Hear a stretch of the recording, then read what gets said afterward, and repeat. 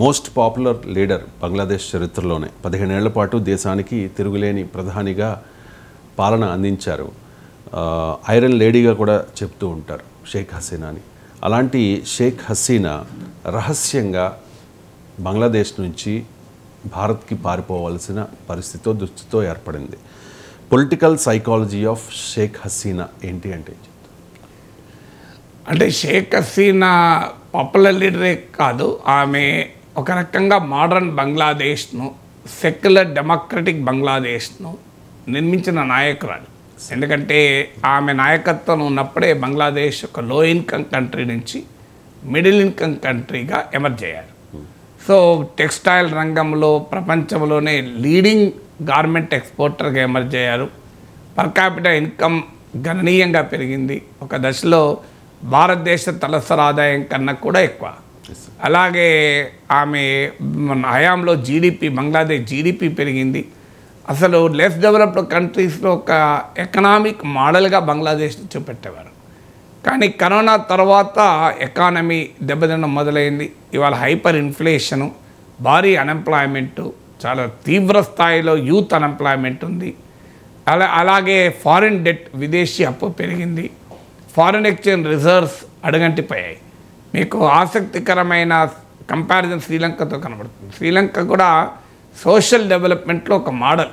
Even మన దేశం సాధించిన విజయాల కన్నా కూడా ఎడ్యుకేషను, హెల్త్, సామాజిక అభివృద్ధి, మానవాభివృద్ధి రంగాల్లో శ్రీలంక బ్రహ్మాండమైన విజయాన్ని సాధించింది. ఈవెన్ అమర్త్య సేన్ తన India economic development and social opportunity, India development and participation అనే పుస్తకాల్లో ప్రత్యేకంగా కూడా శ్రీలంక గురించి ఉదాహరణ చెప్తారు. అలాంటి కంట్రీ రాంగ్ పాలసీస్ అనుసరించి పెరిగిపోయిన ఫారిన్ డెట్తో ఒక దశలో కనీస అవసరాలకు కూడా ఇంపోర్ట్స్కి ఫారిన్ ఎక్స్చేంజ్ లేక ఒక తీవ్రమైన క్రైసిస్, ఎకనామిక్ క్రైసిస్ అయి, ఆ ఎకనామిక్ క్రైసిస్ నుంచి పొలిటికల్ అన్రెస్ట్ మొదలై దేశ అధ్యక్షుడు గోటబయ రాజపక్ష మిలిటరీ విమానంలో దేశం విడిచి పారిపోయాడు. సో సరిగ్గా మీకు economic achievement, economic failure, political unrest శ్రీలంకలో, బంగ్లాదేశ్లో మీకు కనబడుతుంది. రెండవది, ఆమె 1981లో బంగ్లాదేశ్కి వచ్చిన సమయంలో ఆమెకు లక్షలాది మంది రోడ్డు ఇరువైపులా నిలబడి స్వాగతం చెప్పారు. మళ్ళీ 2007లో అమెరికా నుంచి ఆమె తిరిగి వచ్చిన సమయంలో కూడా ఆమెకు అదే రకమైన అపూర్వ స్వాగతం లభించింది. అందువల్ల అంతటి జనాదరణ పొందిన టవరింగ్ లీడర్ అయి ఇవాళ పరిస్థితి ఏంటంటే ఆమె ప్రధానమంత్రి అధికారిక నివాసంలోకి నిరసనకారులు ప్రవేశించి టీవీలు పగలగొట్టి సోఫాలు నాశనం చేసి ఇల్లును ధ్వంసం చేసేటువంటి పరిస్థితి వచ్చింది. అంటే ఒక వ్యక్తి తన లైఫ్ పీరియడ్లోనే ఇంత పొలిటికల్ టాప్ పొజిషన్కి వెళ్ళడం, మళ్ళీ పొలిటికల్గా ఫాల్ కావడం అనేది షేక్ హసీనా జీవితంలో మనకు కనబడుతుంది. ఇప్పుడు ఆమె 76 ఇయర్స్. ఇవాళ నిన్న మీడియాలో చూసాను, ఆమె కొడుకు రాజకీయాల నుంచి ఆమె నిష్క్రమిస్తోంది అని కూడా అన్నట్లు వార్తలు వస్తున్నాయి. బట్ స్టిల్ ఈ పొలిటికల్ ఫాల్ ఏంటని. మూడవది, నిరంకుశత్వానికి వ్యతిరేకంగా, మిలిటరీ పాలకులకు వ్యతిరేకంగా ప్రజాస్వామ్యం కొరకు, ఒక లిబరల్ డెమోక్రటిక్ సెక్యులర్ బంగ్లాదేశ్ కొరకు జీవితం అంతా పోరాడారు. కానీ ఆమె అధికారంలో ఉన్న సమయంలో ప్రతిపక్ష కార్యకర్తల్ని జైల్లో పెట్టారు. సుమారు 10,000 మంది, అంతర్జాతీయ మీడియా కథనాల ప్రకారం 10,000 మంది ప్రతిపక్ష కార్యకర్తలు జైల్లో ఉన్నారు. ఆమె ప్రధాన ప్రత్యర్థి మాజీ ప్రధాని అయిన ఖాలిదా జియా గృహ నిర్బంధంలో ఉన్నారు. విచిత్రం ఏంటంటే షేక్ హసీనా కూడా చాలా కాలం గృహ నిర్బంధంలో ఉన్నారు. సో ఆమె అధికారంలో ఉన్నప్పుడు ఈమె ప్రతిపక్ష నాయకురాలని మళ్ళీ గృహ నిర్బంధంలో పెట్టారు. పొలిటికల్ యాక్టివిటీ పైన అనేక ఆంక్షలు పెట్టారు. ప్రశ్నించే వారిని డిసెంట్ని అంగీకరించలేదు. కార్మికుల సమ్మెల్ని కూడా అంగీకరించలేదు. అంటే తాను డెమోక్రసీ కొరకు పోరాడి ఒక ప్రజాస్వామిక ఉద్యమాల నుంచి రైజ్ అయి ఆమె అధికారంలో ఉన్న సమయంలో తిరిగి ప్రజాస్వామిక వాతావరణాన్ని, ఒక పీస్ఫుల్ డెమోక్రటిక్ పాలిటీని లేకుండా చేశారు. అందుకే ఈ పారాడాక్స్ ఏంటి, ఈ కాంట్రాస్ట్ ఏంటి అనేది క్వశ్చన్ వస్తాయి. మీరు అడిగినట్లు అక్కడే what is the political psychology of Sheikh Hasina. ఇంత కాంట్రాస్ట్ ఏంటి, ఇంత పారాడాక్స్ ఏంటని దానికి బహుశా ఆమె ఆ జీవితము ఎలా ఆమె పెరిగింది, ఏ పరిస్థితుల్లో పెరిగింది అనేది ఒక కారణం అయ్యి ఉండవచ్చు. ఎందుకంటే ఆమె హిస్టరీ కూడా తెలియాలి మనకు. 1947లో ఆమె బంగ్లాదేశ్లో పుట్టారు. ఆమె పుట్టే సమయానికే తండ్రి ఒక రాజకీయ నాయకుడు. కానీ బాల్యం అంతా తండ్రి అరెస్ట్లని చూసింది ఆమె. అంటే ఎలా తనకు జరిగినటువంటి నిరంతర నిర్బంధాన్ని ఎదుర్కొంటూ ఆమె పైకి వచ్చారు. 1947లో ఆమె పుడితే ఆమె 2 ఏళ్ల వయసులో ఉన్నప్పుడు 49లోనే ఆమె ఫాదర్ అరెస్ట్ అయ్యాడు. తర్వాత 54లో మరొక 49 to 52 జైల్లోనే ఉన్నాడు. అంటే ఆమె 2 years నుంచి 5 years వరకు. 54లో ఒకసారి అరెస్ట్ అయ్యారు, 58లో అరెస్ట్ అయ్యారు. తర్వాత కూడా నిరంతరం ప్రభుత్వం ఆమె తండ్రి షేక్ ముజిబుర్ రెహమాన్ వెంబడిస్తూ వచ్చింది. అంటే బాల్యం అంతా కూడా నిరంతర నిర్బంధాన్ని, నిరంతర పరిస్థితుల్ని, ఆంక్షల్ని ఎదుర్కొని ఆమె పెరిగింది. సో బహుశా ఒక రకమైన ఇప్పుడు ఆమె ఏమాత్రం అవకాశం ఇచ్చినా బంగ్లాదేశ్లో తిరిగి ఆమె పొలిటికల్ లైఫ్ను రాకుండా చేస్తారన్న భయం ఆమెలో ఉండొచ్చు. సో ఎందుకంటే పాకిస్తాన్లో మనలాగా అపోజిషన్లో ఉండడం అంటే క్షేమంగా కాదు. ఒక్కసారి అపోజిషన్లోకి వస్తే ఏం జరుగుతుందో ఎవడము చెప్పలేము. ఎందుకంటే ఈమె పైన 19 సార్లు హత్యా ప్రయత్నాలు జరిగాయి. ఆమె 1988లో అనుకుంటాను ఆమె చిట్టగాంగ్లో ఒక బహిరంగ సభలో మాట్లాడుతున్న సమయంలో జనం పైన పోలీసులు కాల్పులు జరిపితే 80 మంది చనిపోయారు. సో అందువల్ల ఆమె లైఫ్లో ఆమె అనుభవించింది ఏంటి అంటే ఏమాత్రం తన ప్రత్యర్థులకు అవకాశం ఇచ్చినా ఫినిష్ చేస్తారు. 1996లో మొదటిసారి ప్రధానమంత్రి అయ్యారు. 2001లో ఆమె అధికారాన్ని కోల్పోయారు. 2001-2006 మధ్య కాలంలో అవామీ లీగ్కి చెందిన మాజీ మంత్రులు కూడా హత్యలకు గురయ్యారు. ఆమె పైన స్వయాన షేక్ హసీనా పైన 19 సార్లు హత్యా ప్రయత్నం జరిగిందంటే మీరు ఆలోచించండి. సో అందువల్ల ఈ రకమైన అనుభవం అది. సో అంటే బంగ్లాదేశ్ సమాజం యొక్క స్వభావం ఇప్పుడు భారతదేశంలాగా డెమోక్రటిక్ ఇన్స్టిట్యూషన్స్ బలంగా ఉన్న సమాజం కాదు. సో అందువల్ల బంగ్లాదేశ్లో ఉన్నటువంటి ఒక పరిస్థితి వల్ల కూడా బహుశా ఆమె అలా తయారు కావచ్చు. ఎందుకంటే it is very unsafe to be in opposition in Bangladesh. అంటే ప్రతిపక్షంలో ఉంటే ప్రాణాలకే ముప్పు, ప్రతిపక్షంలో ఉంటే మళ్ళీ అవకాశం ఇవ్వరు, మళ్ళీ రానివ్వరు. అది అనుభవం. ఎందుకంటే ఆమె అనుభవం, ఆమె తండ్రి అనుభవం కూడా అదే. 1971లో బంగ్లాదేశ్ లిబరేషన్ వార్ తర్వాత ఆమె తండ్రి షేక్ ముజిబుర్ రెహమాన్ ప్రెసిడెంట్ అయ్యాడు. సరిగ్గా 4 ఏళ్ళు బంగ్లాదేశ్ ప్రెసిడెంట్గా ఉంటే ఆగస్టు 15, 1975లో ప్రెసిడెంట్గా ఉన్న సమయంలో ఆగస్టు 15 ఉదయం ఇంకా ఢాకా నిద్ర కూడా లేవలేదు. మిలిటరీ జనరల్స్ పెద్ద ఎత్తున సైన్యం ప్రెసిడెన్షియల్ ప్యాలెస్ను ముట్టడించింది. తుపాకుల వర్షం బుల్లెట్ల వర్షం కురిపించింది. ముజిబుర్ రెహమాన్ కుటుంబం మొత్తం గదిలో తాళం పెట్టుకున్నారు. ఫైరింగ్ ఆగిపోయినాక బయటికి వచ్చే వరకు యంగ్ మిలిటరీ ఆఫీసర్స్ ఆయన చుట్టుముట్టి క్యాప్చర్ చేశారు. క్యాప్చర్ చేసి 18 బుల్లెట్లు ప్రయోగించారు ఆయన మీద. ఒక ఆఫీసర్ అక్కడికక్కడే చనిపోయారు. కుటుంబం మొత్తం చనిపోయింది. ఆ సమయంలో షేక్ హసీనా, షేక్ రెహానా ఆమె సిస్టర్, ఇప్పుడు వాళ్ళిద్దరే ఢాకా నుంచి ఢిల్లీకి వచ్చారు. వీళ్ళిద్దరు అక్కడ లేరు, అందుకని బతికిపోయారు. వీళ్ళు కనుక అక్కడ ఉండుంటే ఆమె పని కూడా అయిపోయింది. ఆమెకు మ్యారేజ్ అయ్యి ఒక న్యూక్లియర్ సైంటిస్ట్ వాజిద్ మియాతో మ్యారేజ్ అయ్యి ఆగస్టు 15, 1975 కొద్ది రోజుల ముందే ఆమె భర్తతో కలిసి ఉండటానికి జర్మనీ వచ్చారు. విచిత్రం ఏంటంటే ఫ్యూ మంత్స్ బిఫోర్ ఎయిర్పోర్ట్లో తండ్రి ప్రెసిడెంట్ ముజిబుర్ రెహమాన్, తల్లి, అన్న, వదినలు, ఆ సిస్టర్స్, వదినలు, ఇలా బంధువులంతా వీడ్కోలు పలికారు. అదే ఆమె చివరి చూపు బంధువులు. సో ఆమె 28 ఏళ్ల వయసులో ఉండగా బంగ్లాదేశ్లో జరిగిన మిలిటరీ తిరుగుబాటులో బంగబంధుగా, దేశ స్వాతంత్రోద్యమ నేతగా, దేశ జాతిపితగా ఉన్న తన తండ్రిని అతి కిరాతకంగా మిలిటరీ అంతం చేసింది. ఈ అనుభవాలు ఉన్న తర్వాత మనిషి ఎలా రియాక్ట్ అవుతారు? మనం రియాక్ట్ అవ్వడం ఈజీ కాదు కదా రవిశంకర్.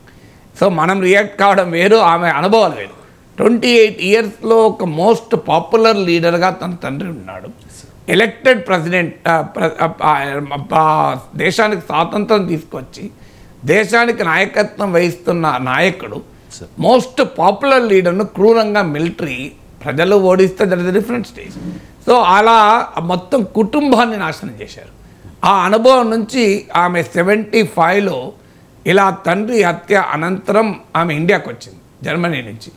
ఢిల్లీలో ఆమె రహస్యంగా భారతదేశ ఆశ్రయంలో ఉండారు.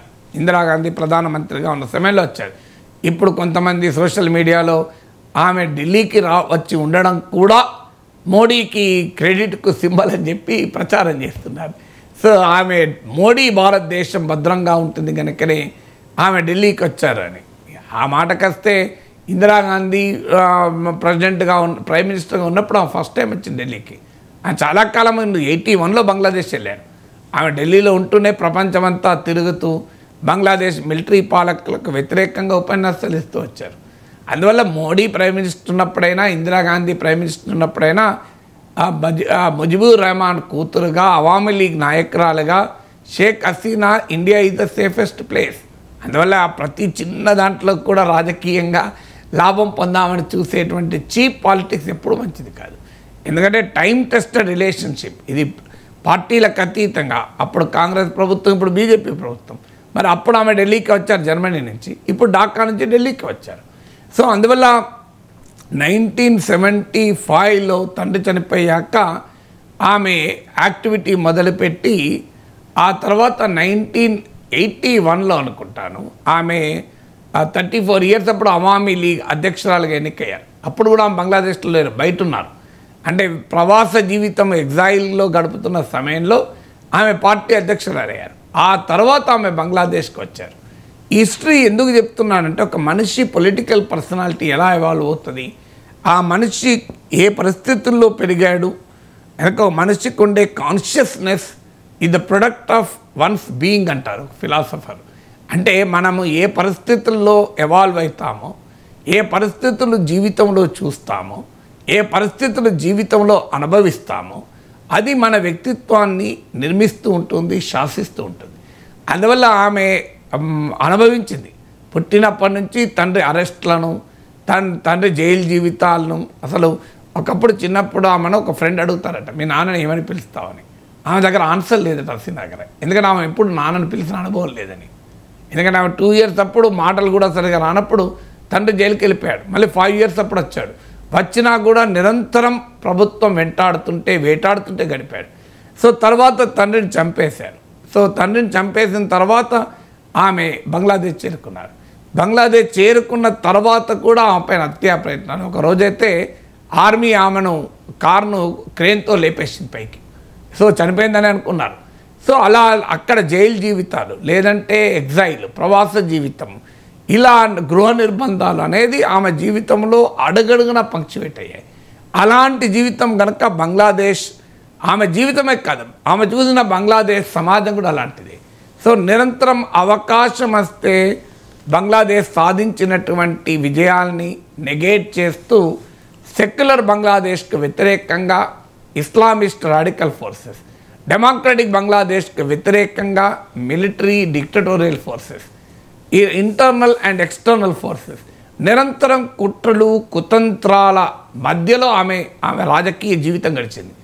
అలాంటి ఇప్పుడు ఆమె 81లో అవామీ లీగ్ ప్రెసిడెంట్ అయి బంగ్లాదేశ్కి రిటర్న్ అయ్యాక 15 పార్టీలను ఐక్యం చేసి బంగ్లాదేశ్లో పెద్ద ప్రజాస్వామిక పోరాటం జరిపి 91లో అనివార్యంగా మిలిటరీ రూలర్ ఎర్షాద్ ఎన్నికలు పెట్టాల్సి వస్తుంది. ఆ ఎన్నికలు వాస్తవంగా 86లో ఎన్నికల్లో కూడా ఆమె 100 సీట్లు గెలుచుకుంటుంది. మామూలుగా కాదు, 100 సీట్లు వస్తాయి. 91లో కూడా ఆమె దాదాపు గెలవాల్సింది, కానీ అప్పుడు కూడా గెలవదు. 96లో మొదటిసారి ఆమె ప్రైమ్ మినిస్టర్ అవుతారు. ఆయన 5 ఏళ్ల తర్వాత మళ్ళీ 2001లో భారీ ఓటమి చూస్తారు. 2001లో ఖాలిదా జియా నాయకత్వంలో బంగ్లా నేషనలిస్ట్ పార్టీ 2/3 గెలుస్తుంది. వాస్తవంగా ఆమె 5 ఏళ్ల పాలనలో మొదటి 5 ఇయర్స్లో రైతులకు ఇళ్ళు కట్టిస్తారు, వితంతువులకు డిఫరెంట్లీ ఏబుల్కి సహకరిస్తారు, చాలా వెల్ఫేర్ స్కీమ్స్ కూడా పట్టుకొస్తారు. కానీ ఆమె ఆ బంగ్లాదేశ్ సమాజానికి ఉన్న లక్షణం ఏంటంటే ఒక బలమైన సెక్షను సెక్యులర్ బంగ్లాదేశ్కి వ్యతిరేకం. అసలు బంగ్లాదేశ్ స్వాతంత్రం ఉండాలన్న దానికి కూడా వ్యతిరేకం. ఈవెన్ ముజిబుర్ రెహమాన్ సమయంలో కూడా మోర్ దెన్ 30% అరౌండ్ మాకు పాకిస్తాన్లోనే ఉండాలని కోరుకున్నారు. అంటే ఆ మత ఉన్మాదమే కావచ్చు, కారణాలు ఏదైనా కావచ్చు. అంటే నిరంతరం మత ఉన్మాదానికి బెంగాలీ జాతీయవాదానికి మధ్య ఘర్షణ చూసింది బంగ్లాదేశ్. ఈ పరిస్థితులు చూసి తన జీవిత అనుభవాలు ఎదుర్కొన్న తర్వాత ఆమె డెమోక్రటిక్ స్పేస్ ఎంత ఇవ్వగలిగింది అనేది ప్రశ్న. అందుకే ఆమె పొలిటికల్ పర్సనాలిటీలో తన రాజకీయ జీవితము, తన తండ్రి రాజకీయ జీవితం ఒకవైపు, బంగ్లాదేశ్లో ఉన్నటువంటి పరిస్థితులు మరోవైపు, ఈ రెండు అవకాశం వస్తే, ఒక్కసారి ఆపోజిషన్కు స్పేస్ ఇస్తే, ఒక్కసారి ఆమె లిబరల్గా రెస్పాండ్ అవుతే the forces are ready to take over. అంటే సెక్యులర్ డెమోక్రటిక్ బంగ్లాదేశ్ను వ్యతిరేకించే శక్తులు, రాడికల్ ఇస్లామిస్ట్ శక్తులు, మిలిటరీ ఇలాంటి వారు టేక్ ఓవర్కు ఎప్పుడూ ఉన్నారు. వాళ్ళకు వెనకాల పాకిస్తాన్ లాంటి ఎక్స్టర్నల్ ఫోర్సెస్. సో ఈ కాన్స్పిరసీస్ మధ్య బతికారు కనుక సహజంగానే ఆమె డెమోక్రసీకి స్పేస్ ఇవ్వకపోవచ్చు. అది రైట్ అని నేను అంటలేను. స్టిల్ ఆమె ప్రయత్నం చేయాల్సి ఉండే ఒక డెమోక్రటిక్ బంగ్లాదేశ్ ఏర్పాటు చేస్తాను. కానీ బట్ ఆమె political personality evolves out of our own personal experiences and the condition she face. ఆమె వ్యక్తిగత రాజకీయ జీవితంలో అనుభవించింది, వ్యక్తిగత జీవితంలోనూ రాజకీయ జీవితంలోనూ ఆమె సమాజంలో ఎదుర్కొన్న పరిస్థితులు, ఈ రెండు కలిసి ఆమె పొలిటికల్ సైకాలజీని డిఫైన్ చేస్తాయి. సో ఆ డిఫైన్ చేసినా కూడా బట్ ఆమె గత 15 ఏళ్ళుగా అధికారంలో ఉంది. అప్పుడు ఆమె తన అనుభవాల నుంచే నేర్చుకోవాల్సిందే. తాను ప్రతిపక్షంలో ఉంటే తీవ్రమైన నిర్బంధాన్ని ఎదుర్కొంది, ప్రజాస్వామిక వాతావరణానికి అవకాశం లేకుండే. కానీ ఆమె కూడా ప్రతిపక్షానికి అవకాశం ఇవ్వలే, ఆమె కూడా డిసెంట్ని అంగీకరించలే. సో ఆమె కూడా ఎక్కడ అపోజిషన్ స్పేస్ ఇవ్వలే. సో మీకు లేటెస్ట్గా విద్యార్థుల నిరసనల సమయంలో కూడా విద్యార్థుల నిరసన తెలిపితే అందరినీ రజాకర్లు అని చెప్పి పాకిస్తాన్ విద్రోహులు, పాకిస్తాన్ మద్దతుగా ఉన్న బంగ్లాదేశ్ విద్రోహులుగా పేర్కొని పోలీసులకు తో పాటు అవామీ లీగ్ యువజన విభాగం, విద్యార్థి విభాగం, ఛాత్ర లీగ్ వాళ్ళకు కూడా ఆ స్టూడెంట్ ప్రొటెస్టర్ల పైన పడ్డారు. సో అందువల్ల ఆమె ఆ డెమోక్రటిక్ స్పేస్ ఇచ్చి ఉంటే బంగ్లాదేశ్లో చరిత్ర ఇంకో రకంగా ఉండేది. సో ఆ స్పేస్ కూడా ఆమె ఇవ్వకపోవడం కూడా ఆమెకే నష్టం కలిగించింది. బంగ్లాదేశ్కు ఇవాళ భవిష్యత్ ఏంటి అనేది ఒక ప్రశ్నార్థకంగా వాట్ నెక్స్ట్ ఇన్ బంగ్లాదేశ్ అంటే we have no answer. So దానికి ఆ ప్రశ్నకి ఇప్పటికీ ఏమి జరుగుతుందో చెప్పలేం. సో అందువల్ల ఆమె కోర్స్ ఆమె అలా అన్డెమోక్రటిక్గా ఉండటానికి ఆమె పొలిటికల్ లైఫ్ కారణమై ఉండొచ్చు, ఆమె ఫేస్ చేసిన కండిషన్స్ కారణమవచ్చు, ఆమె పర్సనాలిటీ నిర్దేశించిన పొలిటికల్ సైకాలజీ కారణం కావచ్చు. బట్ స్టిల్ దాని నుంచి ఆమె నేర్చుకొని కొంత డెమోక్రటిక్ బంగ్లాదేశ్ ఏర్పాటుకు డెమోక్రటిక్ ఇన్స్టిట్యూషన్ స్ట్రెంథెన్ చేసి ఉంటే పరిస్థితి ఎలా ఉండదో చెప్పలేం.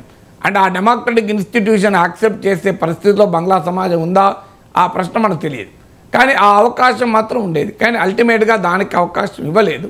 సో ఇవాళ ఏ ఢాకా యూనివర్సిటీలో విద్యార్థి సంఘ నాయకురాలుగా ఆమె పనిచేశారో, ఏ ఢాకా యూనివర్సిటీలో పోలీస్ కాల్పును నిరసిస్తూ ఆమె నిరసన తెలిపి అప్పటి పాలకులకు వ్యతిరేకంగా ఒక బలమైన ప్రజా ఉద్యమాన్ని నిర్మించారో, ఇవాళ అదే ఢాకా యూనివర్సిటీలో మొదలైన విద్యార్థి ఉద్యమానికి ఆమె రాజకీయ జీవితం బలైంది. చాలా ఆసక్తిగా చరిత్ర ఉంటుంది. She was the product of the Dhaka student movement, మళ్ళీ she the victim of the Dhaka student movement. So అందువల్ల ఒక నాయకురాలు ఆమె పొలిటికల్ సైకాలజీ ఎవాల్వ్ కావటానికి కారణాలు ఏమైనప్పటికీ స్టిల్ ఆమె 20 ఏళ్ల పాటు సుమారు బంగ్లాదేశ్ ప్రైమ్ మినిస్టర్గా ఉన్నారు. మొదటి టర్మ్ కాకపోయినా ఈ 3 టర్మ్స్లో కొంత ఇన్స్టిట్యూషనల్ డెమోక్రసీని కనుక స్ట్రెంథన్ చేసి ఉంటే డెఫినెట్గా కొంత బంగ్లాదేశ్ చరిత్ర డిఫరెంట్గా ఉండేది.